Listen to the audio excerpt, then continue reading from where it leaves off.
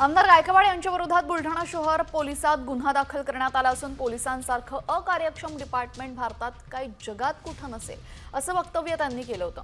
दरम्यान उपमुख्यमंत्री एकनाथ शिंदे यांचा बुलढाणा इथला कार्यकर्ता आभार मेळावा होता, त्याआधी संजय गायकवाड यांच्यावर गुन्हा दाखल झाला।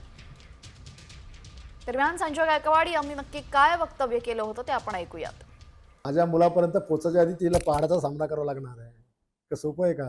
पोलीसवाले काय करू शकत नाही? माझ्या घराची गाडी उडवायच्या प्रयत्न केला, काय चौकशी झाली पोलीस ऐकून? काहीच झाली नाही।